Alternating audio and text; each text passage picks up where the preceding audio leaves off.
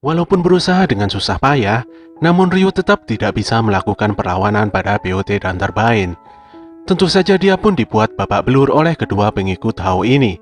Mau tidak mau, pada akhirnya Ryu harus rela menerima kekalahannya. Ketika nyawanya sudah di ujung tanduk, tanpa sadar Ryu terus berharap untuk tetap hidup. Harapan yang membara itulah yang telah memanggil salah satu dari tiga kekuatan agung, yaitu Gandhara. Gandhara pun menyelamatkan Ryu dengan menghajar BOT dan Terbain hingga mereka berdua melarikan diri. Sebelum lanjut pada inti cerita, kami ingatkan dulu bahwa konten ini adalah konten full spoiler. Jadi kami anggap kalian sudah bisa memahami dan memutuskan untuk melanjutkan nonton atau meninggalkan konten ini. Jangan lupa untuk subscribe dan menyalakan notifikasinya agar kami semakin semangat untuk menghadirkan konten-konten terbaik untuk kalian. Oke gengs, inilah Shaman King episode 36.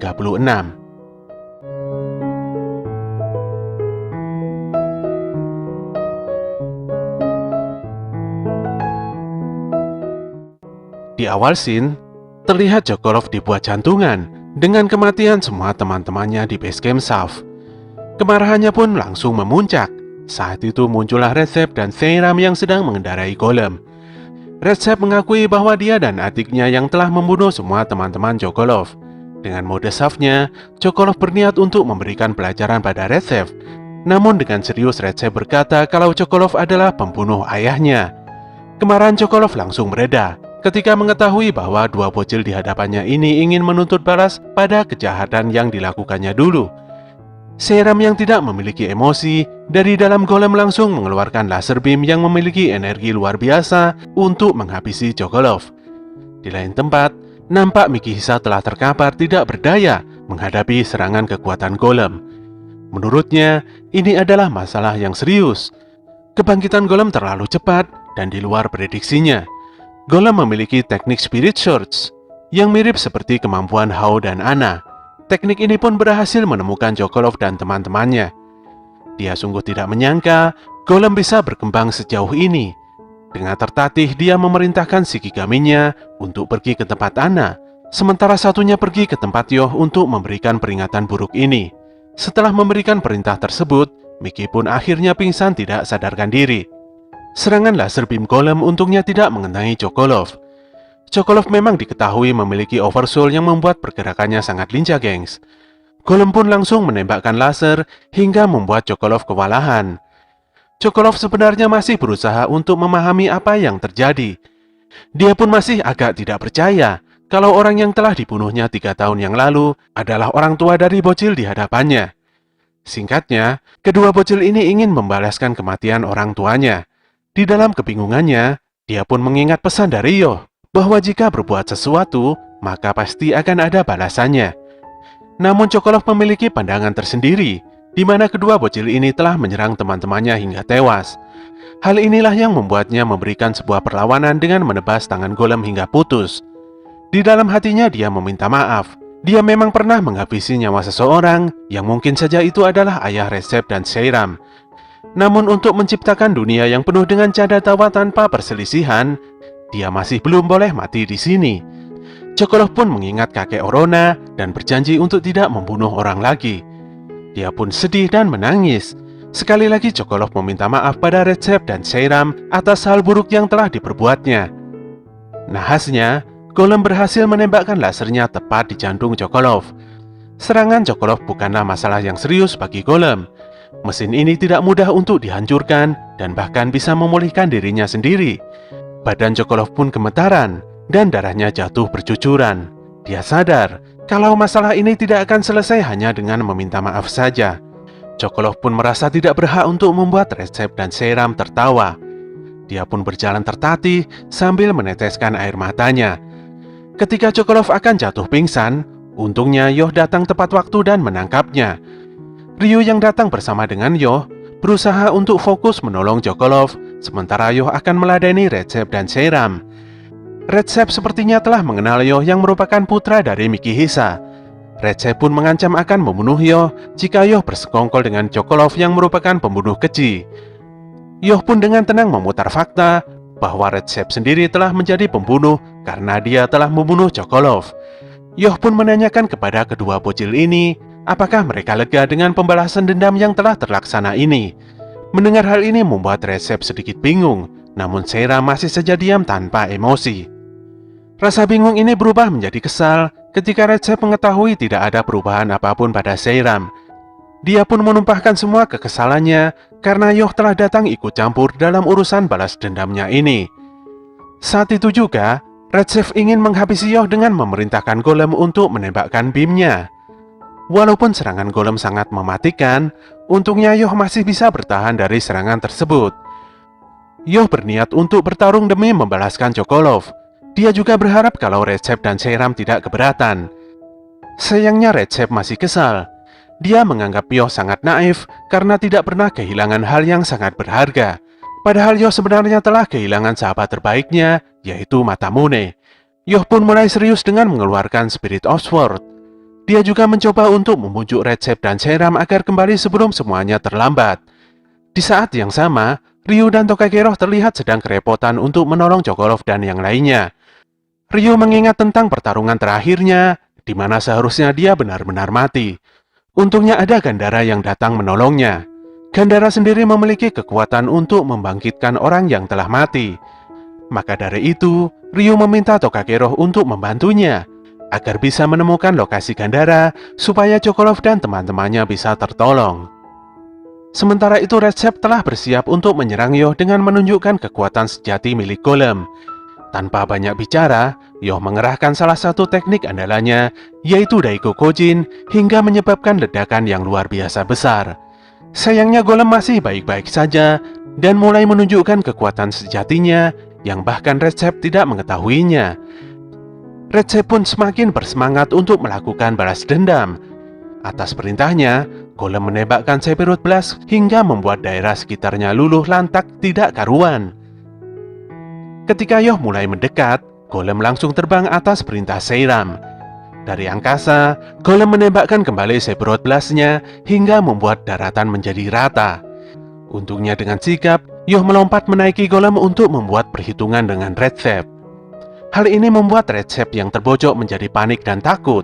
Saat golem akan menyerang, pedang Yoh dengan cepat telah memotongnya. Dengan ini, sudah tidak ada lagi yang bisa dilakukan oleh Recep. Yoh pun memberikan ceramah penting untuk Recep. Dia bisa saja membunuh Recep dan adiknya, apalagi di sampingnya ada Mixi Jaguar yang sudah sangat marah karena Chocolov tersakiti. Mendengar hal ini membuat Recep semakin ketakutan. Namun demi melindungi adiknya, dia pun melawan Yoh walau sudah jelas sia-sia. Sebenarnya Yoh hanya ingin supaya Recep dan adiknya tidak memulai pertarungan yang sia-sia. Jika bertarung karena kebencian, maka pasti akan kehilangan sesuatu juga. Harusnya Recep dan Seiram bertekad untuk bertarung walau tanpa ada kepastian untuk kembali. Wejangan ini membuat Recep mulai tersadar. Recep yang akan terjatuh, untungnya ditangkap oleh Amidamaru. Yoh masih tersenyum dan menenangkan Recep, walaupun dia baru saja telah melakukan hal yang buruk. Belum menyelesaikan kalimatnya, tiba-tiba Yoh mendapatkan serangan laser dadakan dari golem. Hal ini membuat Recep kebingungan, karena golem memiliki sisi lain yang belum pernah dia ketahui. Serangan ini membuat Yoh dan Recep mulai terjatuh. Untungnya Yoh berhasil mendarat dengan menggunakan Spirit of Sword. Nahasnya, dia kehilangan banyak darah hingga membuatnya sangat kepayahan. Yoh pun meminta Recep untuk kabur dan tidak mengkhawatirkan Seiram karena dia sendiri yang akan menyelamatkannya. Dari dalam kokpit golem, terlihat Seiram sedang mengendalikan golem dengan mimik muka yang aneh. Scene berpindah pada Chocolov yang telah sampai di gerbang akhirat. Dia sadar akan masuk ke neraka karena telah banyak membunuh orang. Tanpa diduga, tiba-tiba muncul kakek Orona di belakangnya. Chocolov pun sangat kaget dibuatnya. Apalagi dengan lelucon garingnya, dia bisa memastikan bahwa orang itu memang benar-benar kakek Orona. Singkat cerita, Orona mengatakan bahwa dunia ini berada di dalam Great Spirit, tempat di mana semua jiwa yang ada di bumi kembali. Jiwa-jiwa itu saling memanggil satu sama lain dan membentuk suatu kesatuan di dalamnya. Jiwa adalah cerminan semasa hidup. Manusia adalah makhluk yang suka membedakan kebaikan dan keburukan. Jiwa yang terikat oleh konsep itu tidak akan bisa melihat dunia luar. Kakek Orona pun mengakhiri ceramahnya dengan mengajak Chocolov menuju jiwa yang paling besar. Di dalam hutan, Yoh berusaha untuk bertahan walaupun merasakan kesakitan pasca serangan golem. Luka yang dideritanya lebih berat dari yang diperkirakan. Sementara Red Chef masih terjaga sendiri dan memikirkan siapakah yang jadi musuh dia sebenarnya. Di langit, Seiram dan Golem telah menemukan lokasi Yoh. Dia pun mengubah Golem menjadi mode bertempur dan bertarung habis-habisan. Tiba-tiba saja gerakan Golem terhenti karena kemunculan Spirit of Fire yang langsung menangkapnya atas perintah Hao. Hao sepertinya sangat berniat untuk menyantap Golem karena sangat tertarik dengan kekuatannya. Yoh pun langsung meneriaki Hao untuk melepaskan Golem dari genggamannya. Dia juga meminta Red Chef untuk segera lari menjauh dari TKP. Sayangnya, kondisi jadi tidak memungkinkan karena Hanagumi telah menghadang. Parahnya tidak hanya Hanagumi, situasi semakin runyam ketika banyak sekali pengikut Hao yang bermunculan. Dengan Oracle Bell-nya, POT melihat bahwa energi spiritual Golem mencapai 550.000. Lucis langsung menjelaskan bahwa inilah yang dinamakan dengan energi spiritual terintegrasi. Umumnya, Saman menggunakan energi spiritualnya sendiri untuk menghasilkan Oversoul. Saman dengan energi spiritual yang rendah tidak akan mampu mengendalikan roh dengan energi yang besar. Untuk itulah, energi spiritual terintegrasi ini diciptakan. Dari sini diketahui fakta kalau Seiram telah dirasuki oleh roh ayahnya sendiri, yaitu Profesor Kamel Munzer. Dengan ini tidak aneh kalau Seiram dengan mudahnya mengendalikan dan mengeluarkan kemampuan sejati Golem. Golem yang dikendalikan oleh Kamel berusaha untuk lepas dari Spirit of Fire dan melakukan serangan balasan sedemikian rupa. Sayangnya dia tetap tertangkap dengan mudah oleh Spirit of Fire. Dengan keras, Yoh meminta pada Hao untuk menghentikan tindakannya. Dia siap bertarung dengan pedang besarnya, walaupun dia juga tahu tidak akan bisa mengalahkan Hao. Ketika Spirit of Fire hendak memangsa Golem, tiba-tiba saja Lizard datang melepaskan dan mengikat Golem dengan kawat pendulumnya. Huru-Huru dan Ren juga terlihat datang untuk membantu Yoh yang benar-benar sudah kewalahan. Lizard teringat pesan Yoh, yaitu jika berbuat sesuatu, pasti akan ada balasannya. Untuk itulah, dia mengikuti Yoh dan mengajak yang lainnya untuk datang membantu.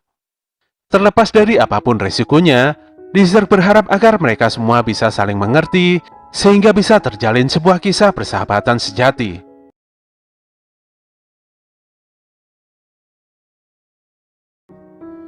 Di malam yang diterangi oleh bulan purnama, Hao berkata bahwa dia tidak begitu memahami apa itu pertemanan. Selama ini, dia tidak pernah merasakan apa itu pertemanan, apalagi dengan manusia. Sementara itu, Yoh masih tetap berdiri tegak untuk menghadang Hao. Sambil menyemangati Red Chef, dia mengeluarkan Spirit of Sword dan bersiap untuk bertarung habis-habisan dengan teman-temannya. Demikian juga dengan semua pihak Hao. Dilihat dari sisi manapun, kedua kubu yang berseteru ini nampaknya tidak ada yang mau mengalah. Melihat penampakan Spirit of Fire, Hao menjadi paham bahwa teknik milik Yoh tersebut adalah wujud inspirasi dari Onigoroshi milik Masamune. Melihat Oversoul itu pun membuat hati Hao begitu terluka, karena nyatanya Masamune adalah satu-satunya temannya di dunia. Apalagi Masamune telah mengkhianati dan membunuhnya beratus-ratus tahun yang lalu. Hao pun menjadi resah dan tidak bernafsu. Pada dasarnya, saat ini dia sedang menikmati waktunya untuk berjalan-jalan keluar. Dia pun memutuskan untuk pergi meninggalkan Yoh dan yang lainnya begitu saja. Kepergian Hao ini membuat semuanya agak kebingungan. Huru-Huru merasa tenang karena mereka semua terselamatkan berkat kepergian Hao. Namun Ren memastikan kalau Huru-Huru tidak akan selamat karena dia lemah dan pasti akan kalah duluan. Ren dan Huru-Huru pun bertengkar sendiri. Sementara Yoh terlihat lega, namun dia masih mengkhawatirkan kondisi Seiram dan ingin menolong Red Chef. Untuk itulah dia ingin menghentikan Golem bagaimanapun caranya, dan tentu saja Yoh memang tidak mengerti sama sekali. Dia yang sudah kelelahan akhirnya pingsan dan menyerahkan sisanya pada teman-temannya. Saat itulah Golem yang dikendarai oleh Profesor Kamel mulai bangkit dan marah. Dia merasa kalau Golem ini kuat dan tidak akan bisa dihentikan. Lagi-lagi Golem menembakkan lasernya hingga membuat hutan menjadi amburadul. Sementara itu, Mikihisa masih tergeletak tidak berdaya di tempatnya. Dia mengingat pertemuan pertamanya dengan Profesor Kamel di Gunung Kailas. Kamel adalah sosok yang sangat menyukai gunung. Kalau dia melihat gunung, dia tidak akan puas sebelum mendaki hingga puncak. Itulah yang menggambarkan kepribadiannya sebagai seorang ilmuwan. Mickey dan Kamel pun dengan mudah bisa berteman dan menjadi semakin dekat. Mickey sendiri tidak tertarik dengan penelitian Kamel, namun dia sangat menyukai kegigihannya dalam berusaha. Di dalam sauna, Kamel berkata pada Mickey bahwa dia tidak peduli dengan siapapun yang memiliki dendam padanya. Dia akan terus melanjutkan penelitiannya. Oleh karena itu, Kamel meminta tolong pada Mickey untuk menjaga Golem dan anak-anaknya apabila ada hal buruk yang menimpanya. Tentu saja sebagai teman yang baik, Mickey mengiyakannya. Mickey yang masih tidak berdaya menaruh harapan besar pada Yoh untuk menghentikan kebrutalan Kamel. Kamel yang begitu marah langsung mengancam dan membunuh Ren dan Horo-Horo untuk memulihkan energi spiritual Golem. Ketika akan dihabisi, dengan cepat Zelen menangkap kedua bocah kebingungan tersebut. Lizard dengan sigap mengambil inisiatif ini karena dia yakin semuanya tidak akan mampu untuk melawan Golem. Walaupun masih ada seram di dalam Golem, namun saat ini melarikan diri adalah pilihan yang tepat. Tapi Golem pun dengan cepat terbang dan mengejar Zelel. Lizard berpikir kalau Golem tidak menyerang karena ada keberadaan Red Shape bersama mereka. Hal ini membuat Red Shape bangkit dan berusaha untuk menyadarkan ayahnya supaya bisa menghentikan Golem. Dia pun geram dan memukul perut Horo-Horo karena Horo-Horo ngomong hal yang aneh-aneh tentang ayahnya. Melihat keteguhan dan nyali Red Shape, membuat Ren ingin menolongnya dengan menyusun sebuah rencana bersama Lizard. Zelel pun akhirnya berhenti dari pelariannya, sehingga membuat Pak Kamel mulai waspada. Kamel pun menjadi begitu marah, karena Ren dan yang lainnya berencana untuk menghabiskan semua energi spiritual milik Golem. Saat itulah Red Shape berusaha memanggil-manggil nama ayahnya. Sayangnya suara Red Shape tidak sampai, dan dia malah dikunci oleh ayahnya dengan menumpahkan Sephiroth Blast. Serangan laser berwarna merah yang berkekuatan tinggi ini pun frontal menerjang Zelel. Red Shape hanya bisa menangis pasrah karena tidak berhasil menyadarkan ayahnya. Tanpa diduga, tiba-tiba Chocolov datang dengan sangat cepat untuk menolong semuanya. Hebatnya, Choco bisa menghempaskan serangan laser Golem ke angkasa. Dia juga terlihat merubah penampilannya menjadi lebih nyentrik. Karena Kamel tidak sadar kalau dia telah mati, maka Chocolov mulai bercerita kembali tentang kejadian buruk di malam menjelang pergantian tahun, bahwa dia telah membunuh Kamel. Mendengar omong kosong Choco, membuat Kamel marah kembali. Sayangnya dia tidak bisa mengimbangi kekuatan Chocolov dan terkena serangan kejutan hingga membuat Golem jatuh tersungkur. Ternyata Choco telah merubah Oversoul-nya menyerupai jaring laba-laba dan menggunakannya sebagai pijakan untuk berlari ke sana kemari. Wujud Oversoul-nya adalah kepala batu Olmec yang memancarkan energi lumayan besar. Saat itulah di tengah-tengah yang lainnya, muncul kakek Orona yang merupakan guru Chocolov. Dia bercerita bahwa dulunya Chocolov takut dengan kegelapan. Orang tuanya terbunuh ketika dia masih sangat kecil. Kurang kasih sayang membuat dia menjadi seorang berandalan dan anggota geng yang melakukan banyak tindakan kriminal. Dia pun selalu mengulang-ulang kesalahannya. Banyak sekali dosa yang telah diperbuatnya. Hingga mau menebus seperti apapun, dosanya takkan pernah hilang. Mau dipikir dan disesali bagaimanapun, perasaan bersalah itu malah semakin membebaninya. Tapi dia memiliki sedikit cahaya harapan, dan tentunya cahaya itu adalah teman-temannya.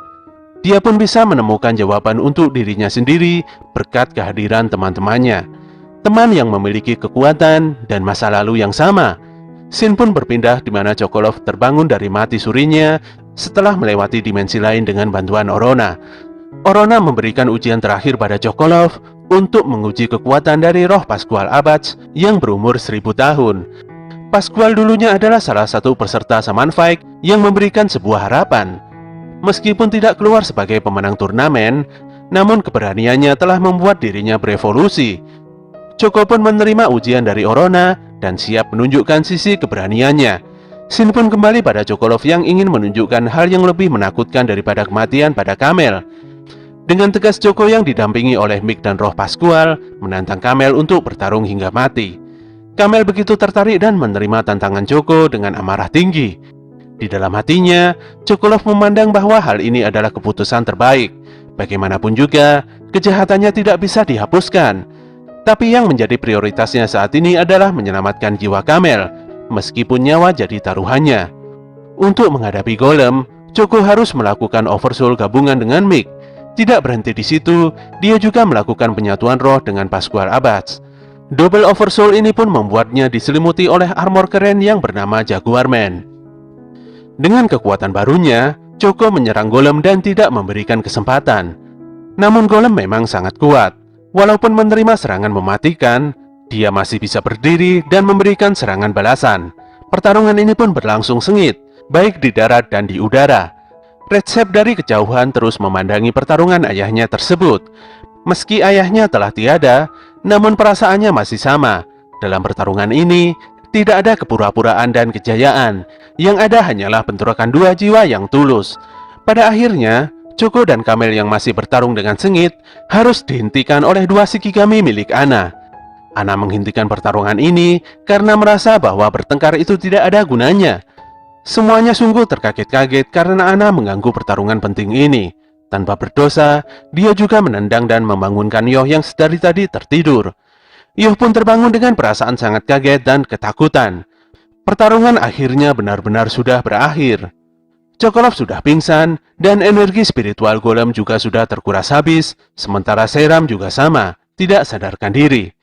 Profesor Kamel berencana untuk melenyapkan golem dari muka bumi ini, supaya tidak menjadi sumber masalah di kemudian hari. Dia pun hendak pergi dan menitipkan kedua anaknya pada semuanya. Sebenarnya Kamel begitu menyesal, karena telah mengabaikan kedua anaknya dan terlalu fokus pada penelitiannya. Dia sungguh meminta maaf atas perbuatan buruknya tersebut. Ketika Kamel hendak menekan tombol penghancur otomatis pada golem, tiba-tiba Ana langsung menghentikannya. Apalagi golem merupakan mesin dengan energi spiritual terintegrasi yang lumayan kuat, jadi sayang sekali kalau dihancurkan. Dia pun akan merebut golem dengan paksa agar bisa digunakan sebagai alat dalam upaya mengalahkan Hao. Pernyataan Ana yang seenaknya ini membuat semuanya terdiam, apalagi Profesor Kamel. Kamel sungguh tidak berdaya di hadapan Ana. Dia hanya bisa menurut saja ketika Ana meminta untuk memberitahukan cara untuk mengoperasikan golem. Untuk sementara waktu itulah, Profesor tidak boleh pergi kemana-mana, dan dia harus bersama dengan tim ini. Kamel pun lagi-lagi tidak berdaya menanggapi permintaan Ana. Adegan pun berpindah di sebuah rumah yang begitu nampak ramai karena semuanya tengah berkumpul. Kamel pun terlihat masih tidak bisa menyembunyikan kebingungannya. Sementara semuanya masih berpesta dan tidur seperti biasanya, Yoh dan Chocorov saat ini dibawa oleh Faust untuk diobati. Recep dan Seram juga terlihat tidur pulas di kamar Ana. Di luar rumah, Mikihisa yang tidak bisa menghentikan golem, anehnya juga tertidur dengan nyenyak. Ryu pergi menemui Gandara agar bisa memulihkan Chocorov. Faust sendiri telah menemukan kekuatan baru dari Chouzenji Ryaketsu. Malam yang panjang dan penuh dengan permasalahan ini pun akhirnya berakhir. Pada pagi harinya, terlihat Choco sedang menyendiri untuk meditasi. Dia pun tersenyum senang ketika Yoh datang menghampirinya. Choco meminta maaf karena telah melibatkan Yoh pada masalahnya. Bagi Yoh itu bukanlah masalah. Yang menjadi masalah bagi Yoh adalah kebangkitan Chocolov yang kehilangan penglihatannya. Yoh bertanya, mengapa hal itu bisa terjadi? Menanggapi hal ini, Choco pun memiliki alasan tersendiri.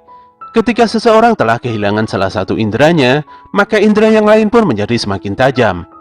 Untuk saat ini, Choco hanya ingin menebus dosa dan juga membuat Recep dan Seram tertawa bahagia. Choco berpikir keras untuk bisa melakukan sesuatu. Sayangnya tidak juga ketemu solusinya. Oleh karena itulah dia memutuskan untuk menutup matanya dari cahaya agar bisa lebih memahami kedua bocil tersebut. Tiba-tiba saja Recep menjadi kebingungan ketika ayahnya menghilang entah kemana. Horo-horo dan yang lainnya pun juga ikut datang. Dia pun meremehkan si ayah yang ketakutan karena sosok Ana. Recep pun memukul perut Horo-horo untuk kedua kalinya demi membela ayahnya. Melihat Seram yang ikutan datang namun tanpa emosi, membuat Choco tersenyum dan bersemangat. Dia pun melawak di depan semuanya dan berakhir dengan dihajar habis-habisan karena lawakannya sangat tidak bermutu. Sayangnya hal itu belum bisa membuat Seram berekspresi. Choco pun masih terus dihajar oleh teman-temannya hingga tidak berdaya. Sementara Profesor Kamel memandangi putra-putrinya dengan perasaan bahagia. Disitulah setelah sekian lama, Seram terlihat menunjukkan senyuman kecilnya untuk pertama kalinya.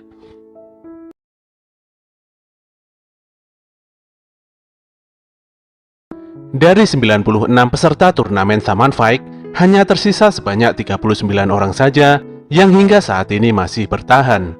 Tentunya, orang-orang yang bertahan ini didominasi oleh tim yang dipimpin oleh sama dengan level kekuatan dewa. Di dalam ruangan khusus panitia Saman Fight ini, Goldva berkata tentang adanya beberapa peserta yang mundur dari turnamen. Itu adalah pilihan yang bijak dan sah-sah saja. Namun hal itu hanya berlaku jika yang bersangkutan masih hidup dan berhasil pergi dari pulau ini. Dengan serius, Kalim mengatakan bahwa hal ini sangat berkaitan dengan Hao yang dengan seenaknya sendiri memerintahkan pengikutnya untuk melakukan perburuan jiwa. Magna dan Nikrom yang berseberangan dengan Kalim juga berada di ruangan ini. Mereka menilai bahwa memang jumlah peserta benar-benar sudah menurun drastis. Pada akhirnya, para panitia ini mulai mendekati tugas utama mereka yang sesungguhnya. Selain itu, Nikrom menyampaikan pada Goldva tentang Silva yang berkhianat dan ingin mencuri 5 roh agung suku Pats selain Spirit of Fire. Dia menginginkan agar Silva segera diberikan hukuman supaya tidak mempengaruhi kinerja dari para panitia Saman Fight yang lainnya. Goldva pun menyetujuinya. Untuk itulah dia memanggil Renim dan Bron untuk memberikan pembinaan khusus pada Silva. Terlepas dari baik dan buruk, sebenarnya semuanya sudah mengetahui aturan yang ada. Harusnya Silva juga memahami hal ini, dan dia harus bekerja dengan netral sebagai bagian dari panitia suku Pats. Di sebuah tanah yang lapang, Yoh dan Manta terlihat sedang ngobrol santai dan menikmati sejuknya udara di siang hari ini. Mereka berdua membicarakan tentang pertarungan Gandara yang sangat hebat. Sementara itu Ryu hampir selesai melakukan perbaikan pada camp dan terus memuji kehebatan Gandara. Nampaknya si Ryu ini juga sangat tertarik dengan Sati. Sati adalah sosok pimpinan Gandara yang cantik dan memiliki energi spiritual besar. Dia bahkan menduga-duga kalau kekuatan Sati mungkin jauh lebih kuat dari Hao. Tanpa diduga, tiba-tiba ada Opaco yang sudah duduk santai di sebelah Yoh dan Manta. Opaco yang merupakan pengikut Hao ini memastikan bahwa hanya tuannya sajalah yang akan memenangkan turnamen Saman Fight. Untuk itulah Opaco meminta Yoh untuk bekerja sama dengannya. Yoh dan Manta pun terkejut melihat kelakuan Opaco yang agak aneh. Ryu yang menganggap Opaco begitu kecil dan lemah, malah terlempar jauh oleh tendangan Oversoul milik Opaco. Si Opaco pun memberikan sebuah pesan dari Hao agar Yoh segera kembali pada turnamen Saman Fight. Jika Yoh tidak segera kembali sampai pada pertandingan berikutnya, maka Hao dengan terpaksa akan menghancurkan golem dan membunuh kedua bocah pemiliknya. Wajah Yoh pun seketika menjadi tegang mendengar ultimatum mengerikan ini. Di jam makan siang, semuanya nampak berkumpul untuk makan bersama. Sebelum itu, Anna menanyakan pada Yoh tentang rencana apa yang akan dilakukannya setelah ini. Dengan lemas, Yoh pun menjelaskan tentang pendiriannya. Dia juga tidak mungkin untuk menarik kata-katanya tempo hari. Apabila dia tidak jadi mundur dari Saman Fight, maka akibatnya sudah bisa ditebak. Namun Anna sebenarnya hanya ingin menanyakan tentang perasaan Yoh saat ini. Hal yang dirasakan Yoh di dalam hati sanubarinya. Pertanyaan Anna ini benar-benar membuat Yoh tertegun dan diam. Pada sore harinya, Yoh terlihat menghela nafas panjang seakan-akan banyak sekali beban yang ada di pikirannya. Amidamaru menilai bahwa selama ini Yoh memang terlalu memaksakan dirinya. Apalagi ketika Yoh mengetahui kalau dirinya adalah kembarannya Hao, maka Yoh selalu mengejar tujuan untuk menjadi yang terkuat. Hal inilah yang membuatnya tanpa sadar menciptakan dinding di hatinya. Kekalahannya dari golem membuat Yoh sadar bahwa dirinya sangatlah lemah. Amidamaru pun mengeluarkan pedangnya dan menunjukkan bahwa dirinya yang saat ini sudah berkembang jauh. Walaupun dia adalah samurai yang tidak memiliki pengalaman selama 600 tahun, namun dia memberikan masukan penting pada Yoh. Sesungguhnya musuh utama yang harus dikalahkan Yoh adalah dirinya sendiri. Amidamaru juga meminta Yoh untuk menentukan hal penting dengan hatinya. Hal ini pun membuat Yoh mengingat pesan Masamune. Selain itu, dia juga mengingat semua pesan teman-teman dan keluarganya agar bisa terus melangkah maju menggapai impiannya. Yoh pun tidak ingin menyesal di kemudian hari. Sayangnya dia sudah membuang Oracle Bell-nya di sungai. Saat itu Anna datang dan memberikan Oracle Bell milik Yoh. Di hadapan Anna, Yoh begitu gemetar dan ketakutan ketika Anna memerintahkan Yoh untuk memungut kembali benda tersebut. Tentu saja Yoh menjadi lemas karena mendapatkan banyak omelan dari Anna. Dia pun hanya bisa meminta maaf tanpa banyak protes. Untungnya tindakan Yoh ini membuat Ren terselamatkan. Dengan terselamatkannya Ren, maka Yoh tidak akan menyesali pilihannya. Hal inilah yang membuat amarah Anna sedikit mereda. Yoh sangat berterima kasih pada Anna karena telah mengamankan Oracle Bell-nya selama ini. Dia pun sudah membulatkan tekadnya untuk kembali pada turnamen Shaman Fight dan mengincar posisi Shaman King kembali. Saat ini suasana masih hujan di sekitaran penginapan. Ren, Horo-Horo, dan Chocolove nampak kesal pada Hao karena Hao hanya mengirimkan seorang bocah hanya untuk mengawasi pergerakan Yoh. Ren merasa benar-benar telah diremehkan, apalagi Hao menginginkan Yoh untuk kembali di Shaman Fight. Sebenarnya Horo-Horo menginginkan jika Yoh kembali ke Shaman Fight. Hanya saja, dia pasti akan menjadi lawan tim Ren di babak selanjutnya. Kekhawatiran Ren pun memuncak ketika akan menghadapi Yoh. Bagaimanapun juga, Ren agak ketakutan bila harus bertarung dengan Yoh. Sudah tidak bisa disangkal bahwa Yoh adalah lawan yang tangguh. Jalan pikirannya benar-benar tidak bisa ditebak, dan dia adalah musuh yang agak merepotkan. Namun di balik semua itu, baik Ren dan Horo-Horo sangat menyukai sifat Yoh. Untuk itulah Ren berjanji bahwa timnya akan menjadi lebih kuat untuk berhadapan dengan Yoh. Di sisi lain, Yoh nampak tengah berada di depan kapal X-Laws untuk memohon kemurahan hati Marco agar bisa kembali berlaga di Shaman Fight. Namun sudah bisa ditebak bahwa permohonan Yoh ini tidak akan mungkin untuk dikabulkan oleh X-Laws. Yoh yang sudah sadar akan hasil dari pertemuan ini pun sudah tidak ingin berdebat lagi. Dia akan menggunakan cara paksa untuk melawan semua anggota X-Laws, bahkan dengan Maiden sekalipun tidak masalah. Marco yang sudah menduga rencana Yoh ini pun menjadi marah. Dia menganggap Yoh adalah pecahan Hao yang merupakan penjahat dan menggunakan dalih kebebasan untuk kesenangan pribadinya. Marco pun berniat untuk mengakhiri nyawa Yoh dengan mengerahkan gabungan malaikat X-Laws, yaitu Archangel Fire. Untungnya Yoh bisa menghindari semua serangan mematikan para malaikat X-Laws. Yoh menyadari jika tidak mungkin menghindar terus-menerus. Dia pun mengeluarkan Spirit of Sword untuk meladeni Marco. Namun saat itu Lizard menghentikannya. Lizard merasa bahwa Yoh tidak mungkin melakukan pertarungan bodoh seperti ini. Yoh pun hanya bisa meminta Lizard menjauh dari pertarungan ini. Disinilah Marco mulai menyadari bahwa Yoh telah berkembang menjadi semakin kuat. Dia merasa Yoh nantinya bakalan menjadi ancaman besar bagi X-Laws. Untuk itulah dia memantapkan hatinya untuk membunuh Asakura Yoh sepenuhnya. Ketika Marco bersiap untuk mengeluarkan Death Penalty, dalam sekejap mata, Yoh telah membabat salah satu malaikat dan menimbulkan ledakan yang besar di udara. Marco sedikit terkejut, mengapa Yoh memiliki dua Oversoul. Ternyata, wujud Oversoul keduanya adalah Shikigami milik ayahnya, yaitu Imari dan Shigakiri. Dua roh ini memiliki keahlian untuk merubah bentuknya. Jadi Yoh menyembunyikannya di balik mantel dan membawanya serta ke tempat ini. Yoh berpikir bahwa dua Shikigami ini akan berguna untuk memalsukan kekuatannya. Saat ini Yoh tidak ingin kalah di tempat ini.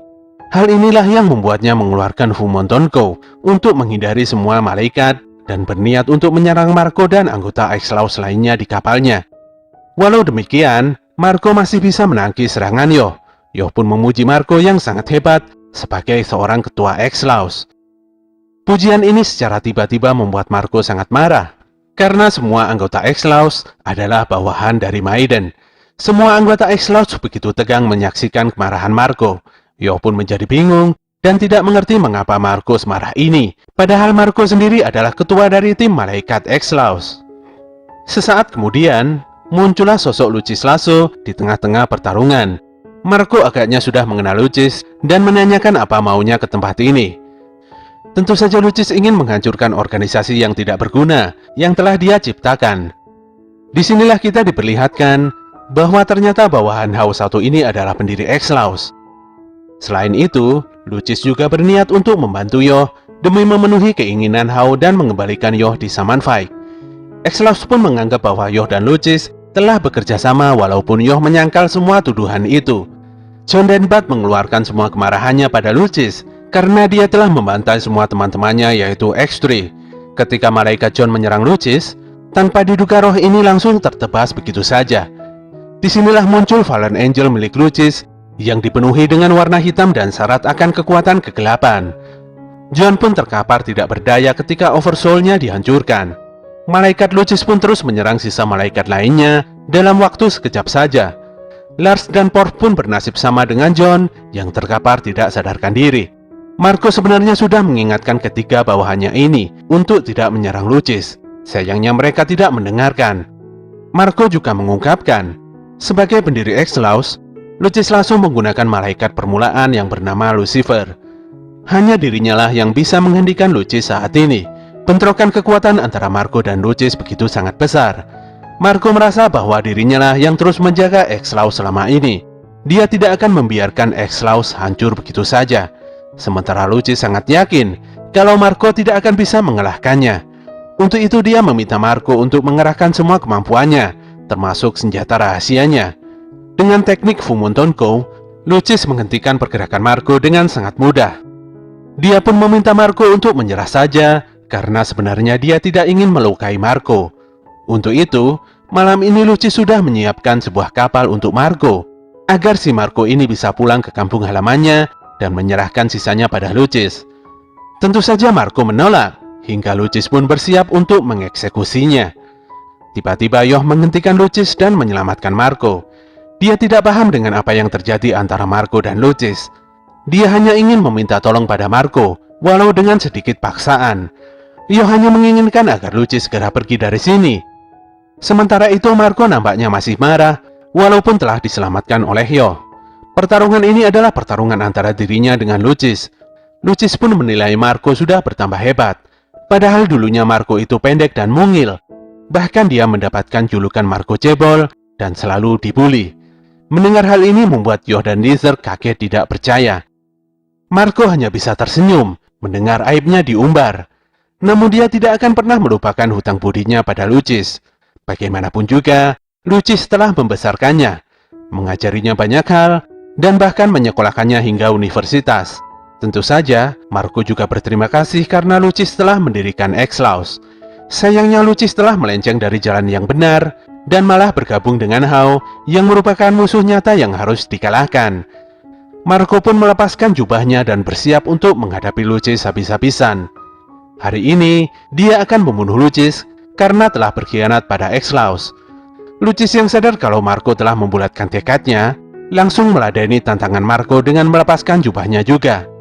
Bersama dengan Lizard, Yoh menyadari bahwa kedua orang ini akan mengakhiri semuanya di tempat ini.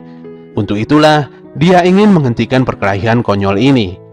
Yoh sudah muak dengan banyaknya kebencian yang terlahir karena pembunuhan.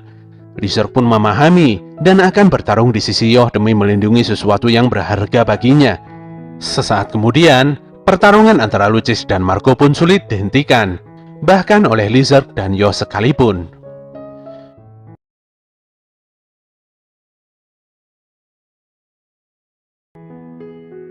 Pertarungan antara Marco dan Lakis terjadi dengan sangat sengit. Yoh dan Lizard hanya bisa menyaksikan pertarungan ini dengan sedikit kengerian. Nampaknya Lizard agak ragu, apakah mereka berdua bisa menghentikan pertarungan ini. Yoh sendiri sebenarnya juga ragu. Walaupun demikian, Yoh berkata hanya mereka berdua yang saat ini berada di situ. Mendengar penjelasan Yoh, Lizard pun berkata bahwa masih ada Maiden yang dirasa mampu untuk menghentikan pertarungan sengit ini. Tapi menurut Yoh, lebih baik mereka berdua melakukannya sendiri. Yoh juga menjelaskan bahwa Marco sedikit lebih kuat dari dirinya. Namun Lakis berbeda. Lakis sangatlah kuat, baik dari sisi energi spiritual dan energi roh. Jika saja Lakis serius, mungkin Marco sudah mati sejak tadi. Si Lakis tidak bertarung dengan serius karena dia mau menghemat energi spiritualnya. Lizard pun terkejut mendengarkan penjelasan Yoh. Jadi pada intinya, tujuan utama Lakis adalah untuk menghancurkan Maiden. Apabila mereka memanggil Maiden, maka ini sama saja dengan memancing keributan yang besar. Pertarungan sengit ini pun terhenti ketika Lucifer berhasil menghancurkan Michael. Lakis sudah merasa menang, sementara Marco sudah kehilangan harapan dan bertekuk lutut di hadapan Lakis. Sementara itu Yoh mengajak Lizard untuk melakukan sesuatu serta menyelamatkan Marco dari bayangan Lakis. Sayangnya Lizard masih ketakutan dalam menghadapi Lakis. Saat itu Yoh merangkulnya dan memastikan bahwa mereka pasti bisa melewati kesulitan ini. Ketika Lakis hendak menembak Marco, Yoh pun bergerak untuk menghentikannya dengan menggunakan Spirit of Sword. Lakis pun tidak memahami bagaimana bisa Yoh meminta izin pada X-Laws untuk kembali mengikuti Shaman Fight. Menurutnya, jika X-Laws dihancurkan, seharusnya tujuan Yoh telah tercapai. Padahal Yoh sendiri berkata akan menggunakan cara paksa agar bisa kembali berlaga di turnamen tersebut. Jadi menurut Lakis, Yoh seharusnya sepaham dengannya, Namun Yoh tetap ngotot akan meminta izin dengan niat yang tulus dari hatinya.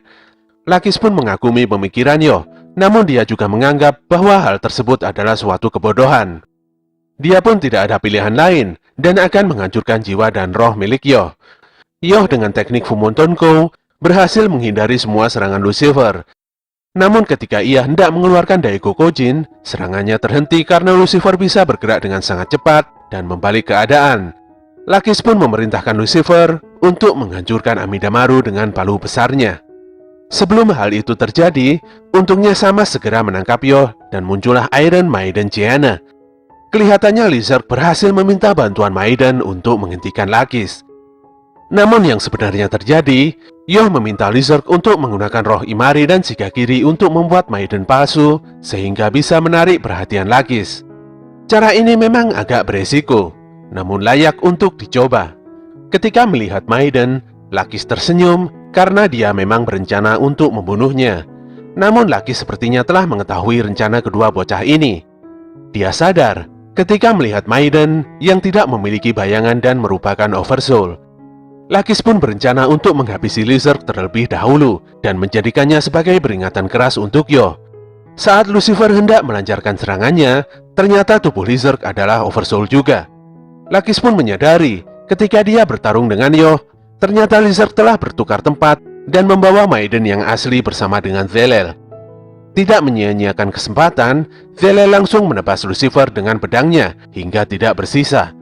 Lakis pun benar-benar dibuat kalah dan pingsan seketika karena Oversoul-nya dihancurkan. Sesaat kemudian, Yoh dan Lizard terlihat duduk santai di pinggiran pantai dan membicarakan kondisi Maiden yang sedari tadi tidak banyak bicara. Kelihatannya Maiden agak syok setelah mengetahui fakta bahwa dia sebenarnya adalah gadis biasa. Sejak kecil, Lakis dan Marco menganggapnya sebagai manusia suci dan memperlakukannya layaknya dewa. Lizard lantas mengalihkan pembicaraan dan tidak menduga kalau wujud asli dari Lucifer adalah sebuah supercar. Yoh pun menjelaskan bahwa itu adalah wujud dari suku Mogami. Suku Mogami sendiri adalah benda berharga yang bisa dimasuki roh dan merupakan wujud dari perasaan pemiliknya yang menumpuk. Disitulah Marco yang sudah sadar memberikan penjelasan tentang mobil super yang dilengkapi dengan mesin DOHC 12 silinder tipe V. Mobil hitam keren ini adalah benda kesayangan Lakis. Si Marco juga memperlihatkan wujud asli dari Michaelnya, yaitu supercar yang berwarna putih. Dia pun menjelaskan asal-muasal dirinya, yang merupakan seorang direktur sebuah dealer khusus supercar yang bernama Dealer Super Marco. Dealer ini adalah perusahaan yang didirikannya dengan dukungan Lakis. Keuntungan perusahaan ini terus meningkat, bahkan mereka bisa mendesain supercar sendiri untuk dijual di pasaran. Di saat itulah, Hao datang dan menghancurkan semuanya. Marco pun kehilangan semua hal yang penting dan disayanginya. Marco menceritakan hal ini pada Yoh dan Lizard supaya mereka memahami masa lalunya yang begitu menyedihkan. Saat ini, Marco hanya ingin membunuh Hao. Dia juga sudah tidak peduli dengan Yoh yang ingin kembali berlaga di Saman Fight. Dia pun hendak bunuh diri dengan mengarahkan pistol ke kepalanya. Ketika hendak menarik pelatuk pistolnya, Maiden dengan cepat menghentikannya. Maiden nampaknya masih memegang teguh prinsip dasar X-Laws dan memandang tindakan Marco adalah sebuah kejahatan serta jauh dari kebenaran. Maiden juga telah menerima kenyataan dengan tidak meragukan kebaikan Marco sedikit pun. Untuk itulah, Maiden ingin agar Marco terus menemaninya hingga akhir. Dia juga berterima kasih pada Yoh karena telah menyelamatkan X-Laws. Namun hal ini tidak mengubah fakta bahwa Yoh adalah seorang musuh. Untuk itulah Maiden menginginkan agar semuanya dituntaskan di turnamen Saman Fight. Yoh hanya bisa menanggapi hal ini dengan sebuah senyuman lega. Scene pun berpindah, di mana semuanya lagi-lagi terlihat hendak makan siang bersama. Anna sungguh kesal karena tempat makan ini semakin banyak orangnya ketika telah terjadi sesuatu. Namun menurut Lakis ini adalah hal yang baik, karena Yoh sudah dipastikan kembali ke turnamen dan hal ini layak untuk dirayakan. Walaupun demikian, kegiatan makan bersama ini masih diwarnai dengan beberapa perselisihan yang tidak begitu penting. Ren yang nampak kesal langsung menggebrak meja dan meminta Yoh supaya membahas hal penting yang tidak sempat tersampaikan. Yoh pun berdiri dan segera membahas hal penting ini bersama-sama. Dia pun memastikan pada semuanya bahwa pemenang Saman Fight adalah Asakura Hao. Mendengar hal ini sontak membuat seisi ruangan tidak percaya. Tentu saja hal ini sudah jelas, karena energi spiritual Hao terlalu besar, yaitu 1,25 juta. Ini adalah angka yang tidak bisa dicapai oleh siapapun. Ketika Ren menanyakan mengapa mereka repot-repot bertarung kalau sudah tahu Hao yang menang, Yoh pun memintanya untuk mendengarkan dulu penjelasannya. Dari informasi yang ditinggalkan Hao bersama dengan keluarga Asakura, setelah memenangkan Saman Fight dan untuk menjadi satu dengan Great Spirit, seorang Saman harus melakukan ritual pembersihan dan mengalami mati suri. Yoh pun berencana untuk mengincar momen penting tersebut. Informasi ini sudah valid karena Silva sendiri telah memastikannya. Lakis pun memastikan bahwa hal tersebut legal dilakukan. Selain itu, untuk mencapai tingkat raja, maka 10 anggota PATS yang merupakan panitia turnamen ini harus dikalahkan. Jadi sudah jelas bahwa nantinya 10 imam ini akan berhadapan langsung dengan pemenang Saman Fight, yaitu Hao. Karena hal inilah, Hao sendiri telah merekrut banyak pengikut demi melancarkan keinginannya untuk menjadi seorang Saman King. Ana menambahkan, tidak sembarangan orang bisa melakukan hal tersebut. Hanya 12 orang dari 4 tim yang memenangkan turnamen utamalah yang bisa melakukannya. Babak pertama telah selesai dan dimenangkan oleh tim yang merupakan bagian dari Gandara. Hal ini pun cukup menjelaskan bahwa julukan Gandara yang merupakan salah satu dari 3 kekuatan besar bukanlah sebuah isapan jempol semata. Dan yang pasti, tim yang diunggulkan Gandara, yaitu Vidya Raja, akan berhadapan dengan tim Doran hari ini. Wajah Ren, Horo-Horo, dan Chocolove langsung terlihat begitu tegang. Adegan pun berpindah menjadi lebih serius saat ketiga bocah ini berendam di air hangat dan membicarakan pertandingan penting yang nantinya akan mereka hadapi. Dengan tegas, Ren menargetkan kemenangan dalam pertandingan ini. Bagaimanapun juga, dia dan timnya masih berniat untuk menjadi Saman King.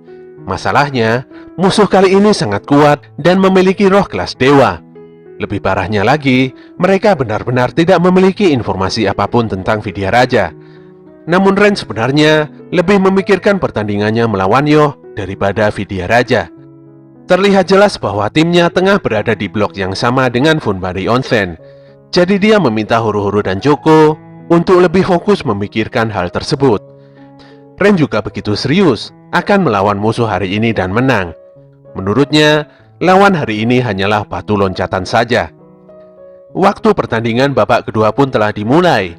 Seperti yang dijelaskan di awal, tim Doran harus berhadapan dengan Vidya Raja.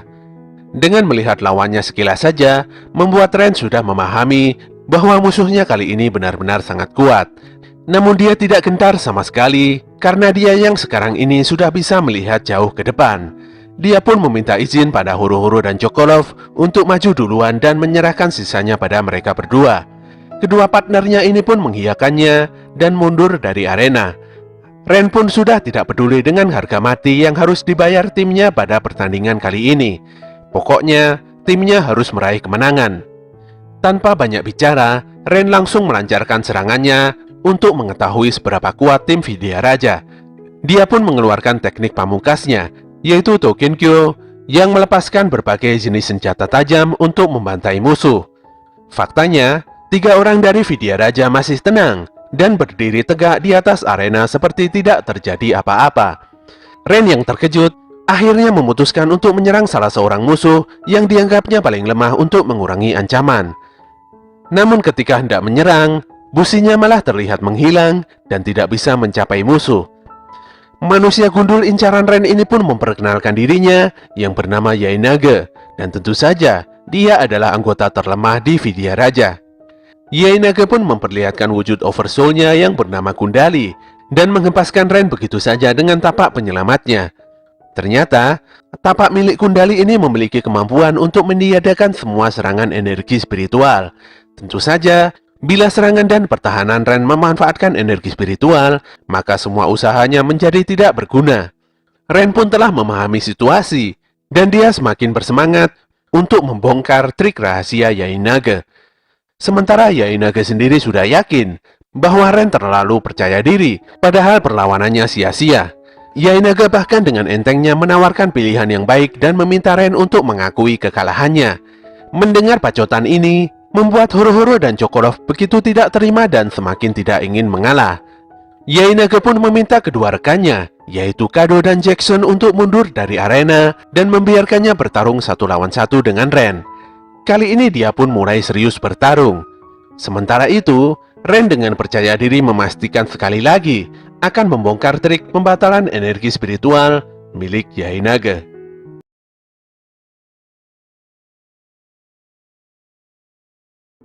Scene dibuka dengan Yoh yang mulai tidak nyaman dengan pertandingan setelah ini, di mana mungkin saja dia akan berhadapan dengan Hao ataupun Silva. Dia sebenarnya sudah mengetahui fakta yang tidak menyenangkan ini. Dia pun memutar otaknya untuk mencari solusi dan menyelesaikan persoalan ini tanpa memaksakan diri, walaupun faktanya memang sudah tidak ada jalan keluar. Sesaat kemudian, Marco, Maiden, dan Lizard terlihat mendatangi Yoh dan kawan-kawan.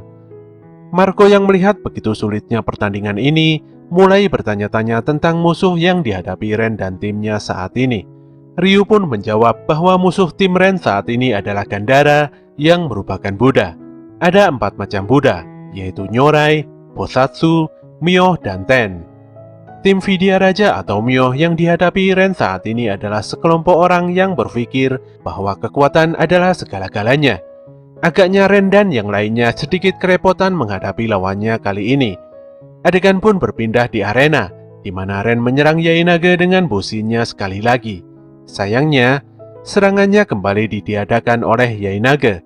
Si Yainaga sendiri begitu kecewa, karena Ren menyerang secara ngawur dan tidak perhitungan. Ren sendiri sepertinya sudah tidak ambil pusing dengan komentar Yainaga. Dia akan melakukan apapun agar bisa membongkar trik busuk Yainaga, walaupun energi spiritualnya habis dan tidak bersisa. Sayangnya sebanyak apapun Ren menyerang, Yainaga masih tetap percaya diri dan melenyapkan semua energi spiritual Ren.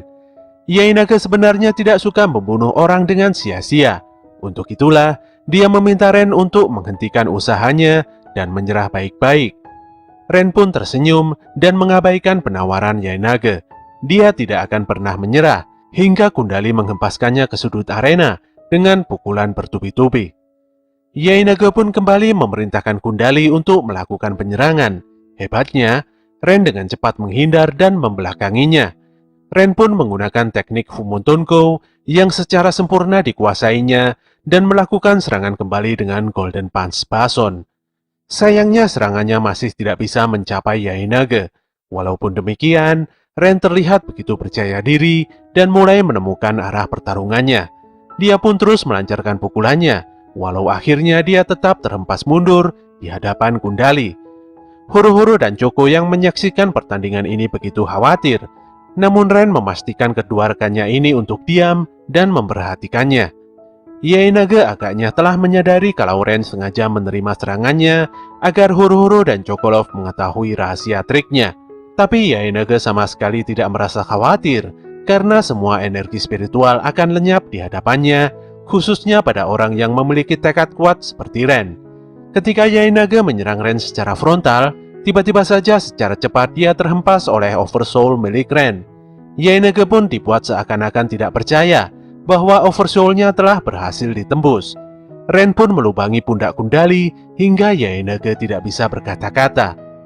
Ketika sedang bertarung, Ren yang dulu hanya berpikir untuk membunuh lawannya. Tapi setelah dikalahkan berkali-kali, akhirnya dia menemukan suatu jawaban, yaitu membunuh hatinya sendiri yang lemah setelah kalah dari musuh. Dengan kata lain, dia harus menang melawan dirinya sendiri dan mengerahkan segala kekuatannya untuk mengungkuli musuh. Ren pun mengeluarkan Raizo, serangan mematikan yang berwujud petir dan meledakkan Kundali hingga membuatnya tidak berdaya. Inilah wujud Oversoul baru milik Ren yang bernama Bushin Jutsu. Oke, kita kembali pada scene di mana Ren dan timnya tengah berkumpul di penginapan. Ren bertanya pada Chocolov, bagaimana caranya untuk menjadi lebih kuat. Menurut Ren, Choco adalah member tim yang paling kuat, sementara Horo-Horo adalah yang terlemah. Ren sadar, untuk menjadi lebih kuat, mereka harus berlatih dengan serius. Menanggapi Ren yang lebih serius dari biasanya, Choco pun berinisiatif untuk bertanya pada sang guru, di mana gurunya ini sudah berpengalaman mengikuti turnamen Summon Fight dan mengikuti ratusan pertandingan, yaitu Pascual Abbats. Singkat cerita, Abbats mulai bertanya pada semuanya tentang hubungan antara Saman dan roh. Menurut Abbats, semua member tim harus bisa mengubah pola pikirnya sehingga bisa memunculkan kombinasi yang kuat. Minimal tim ini harus bisa saling mendukung dan memaksimalkan kekuatan, walaupun hanya membayangkannya saja. Abbats pun menyampaikan bahwa waktu tidak berpengaruh di tempat ini, dan dia akan membuat tim ini kuat seperti terlahir kembali. Kembali di arena Summon Fight, Yae Naga nampak kesal dan bingung. Pasalnya di dunia ini, ada energi spiritual yang bisa menandingi kemampuannya. Saat itulah, Jackson mulai maju dan menyingkirkan Yae Naga yang dirasa sudah kalah dan jadi terbawa emosi. Si Jackson juga terlihat begitu kesal, karena dengan kalahnya Yae Naga, maka secara otomatis nama baik kedua Gandara tercoreng. Ketika Ren akan mundur untuk beristirahat sejenak karena kehabisan energi spiritual, tiba-tiba saja Fudo yang merupakan roh milik Jackson menyerangnya dari belakang. Nampaknya Jackson sangat serius dan tidak suka berbasa-basi. Serangan pedang ini pun membuat Ren tersungkur dengan begitu mudah. Hal ini pun membuat Choco naik pitam dan langsung menyerang Jackson. Sayangnya dia dihentikan oleh Fudo dengan pedang besarnya. Tentu saja hal ini membuatnya tidak bisa menyerang Jackson dengan maksimal. Abbats yang telah muncul menjelaskan bahwa Ren tidak terluka sedikit pun, sehingga hal ini menjelaskan bahwa serangan Fudo jelas-jelas adalah serangan spiritual. Abbats juga meminta pada Choco untuk bisa mengendalikan emosinya. Pertandingan ini pun menjadi yang terberat, karena jika Choco dikalahkan, maka mereka semua sudah tidak memiliki harapan. Sayangnya, walaupun Chocolove telah mengeluarkan teknik Jaguarman, namun dia benar-benar dibuat tidak berkutik. Padahal dia sudah berjanji pada Ren untuk membawanya menuju ke laga selanjutnya. Dia pun kalah dengan telak, menghadapi serangan panah Aizen yang merupakan sosok roh pendamping Kado. Horo-Horo yang merupakan member terakhir dari The Ren sungguh sangat terkejut ketika Choco telah dikalahkan dengan telak. Namun anehnya, walaupun Horo-Horo tidak bisa bergerak dari tempatnya berdiri, tapi semua serangan Kado bisa dihentikannya dengan mudah. Tanpa sadar, kekuatan esnya telah menghalangi semua serangan panah Kado yang terlihat begitu brutal. Horo-Horo pun berniat untuk menghindari serangan tersebut, karena Choco yang memiliki kecepatan tinggi saja tidak bisa menghindarinya. Horo-Horo yang masih sangat terkejut hanya kepikiran untuk langsung menghabisi musuh di depannya saja. Otaknya pun dipenuhi dengan berbagai pertanyaan tentang banyak hal, dan tentunya bagaimana cara mengalahkan dua musuh kuat di depan matanya. Di dalam situasi yang tidak menguntungkan ini, Horo-Horo berusaha untuk tetap tenang, walaupun dia sendiri sebenarnya tidak begitu yakin. Ketika Fudo dan Aizen menyerang secara bersamaan, tiba-tiba saja tanpa sadar Horo-Horo berhasil menghentikan serangan tersebut dengan tembok esnya. Nampaknya kali ini Horo-Horo terlihat serius dan menunjukkan hasil latihannya selama ini. Kedua lengannya diselimuti dengan balok es yang lumayan besar, yaitu Nipopo Tokunpe. Saat Jackson meremehkan wujud Oversoul baru ini, dalam sekejap mata, Horo-Horo sudah melubangi bahu Fudo. Jackson yang merasa kuat langsung memerintahkan Fudo untuk memberikan pelajaran pada Horo-Horo. Tapi semua serangan Fudo bisa dengan mudah dipatahkan oleh Horo-Horo. Sementara itu, Kado bersama dengan Aizen memberikan serangan panah bertubi-tubi pada Horo-Horo. Sayangnya lagi-lagi dengan mudah, Horo-Horo menghancurkan semua anak panah Aizen hingga hancur berantakan. Bahkan saking kuatnya, pukulan es Horo-Horo dengan telak mengenai tubuh Aizen dan menghancurkan roh level dewa ini hingga berkeping-keping. Horo-Horo terlihat begitu tenang, namun energi spiritualnya begitu mengerikan. Kejadian ini pun membuat tim Vidya Raja begitu terkejut dan kehabisan kata-kata. Di sudut ruangan, Sati sangat berterima kasih pada bos karena telah memberikan informasi berharga mengenai Horo-Horo. Selain itu, Jun juga terlihat bekerja sama dengan Gandara demi kepentingan klan Tao dan adiknya sendiri, yaitu Taoren. Saat ini maksud dan tujuan Gandara mengikuti Summon Fight masih belum diketahui dan sangat misterius. Di sisi lain, Hao telah mengetahui nama asli dari Horo-Horo, yaitu Usui Horkeu. Horkeu sendiri memiliki arti serigala. Sepertinya ada legenda yang menginformasikan bahwa leluhur horo-horo adalah keturunan dari suatu ras serigala dan dewi. Dan pastinya, serigala tersebut saat ini adalah spesies yang sudah punah, yaitu serigala Jepang. Hao mengatakan bahwa setiap nama memiliki jiwa. Jika jiwa tersebut menerima suatu nama, maka nama itu akan menjadi raganya. Menurut Hao, kondisi horo-horo saat ini begitu kuat dan tidak tergoyahkan oleh apapun. Sayangnya, ada sekelompok orang yang ingin memanfaatkan kekuatan hebat milik horo-horo. Tentunya sekelompok orang ini adalah Gandara dan 5 pejuang. Untuk itulah Hao memerintahkan tim Sukigumi untuk memastikan semua rencana berjalan dengan lancar. Sementara tim Hanagumi diminta untuk menang pada pertandingan selanjutnya. Hao juga memerintahkan Lakis untuk menjemput Opaco kembali. Saat itulah Lakis menginformasikan pada Hao bahwa Yoh saat ini sudah berkembang lumayan kuat. Kembali ke arena pertandingan Summon Fight. Tanpa disangka, ketiga anggota tim Vidya Raja sama-sama kehabisan energi spiritual. Hal yang sangat aneh ini tentu saja membuat tim Doruan menang. Horo-horo sendiri telah sadar bahwa dia dimanfaatkan oleh Ren dan Chokolov karena sebenarnya mereka pura-pura kalah. Jackson begitu tidak percaya. Bagaimana bisa Ren dan Chokolov terlihat baik-baik saja setelah tertebas oleh pedang voodoo? Abbas pun menjelaskan bahwa hal itu terjadi karena adanya netralisasi energi spiritual. Tim Vidya Raja sendiri terlalu percaya diri, sehingga tidak memiliki rencana cadangan sama sekali untuk memenangkan pertandingan. Choco sendiri begitu senang, karena berkat Abbas, mereka semua bisa mengetahui jati diri horo-horo yang sebenarnya. Ren pun menambahkan bahwa selama ini horo-horo selalu berpura-pura untuk menjadi sosok yang lemah dari siapapun. Padahal sebenarnya horo-horo adalah saman yang begitu kuat. Mendengar hal ini pun hanya bisa membuat horo-horo terdiam. Dengan serius, horo-horo berjanji pada suatu hari nanti akan menceritakan semuanya pada teman-temannya. Namun Ren dan Choco terlihat santai dan tidak berpikir ke arah sana. Yang terpenting, saat ini mereka bertiga telah memenangkan pertandingan yang begitu berat ini.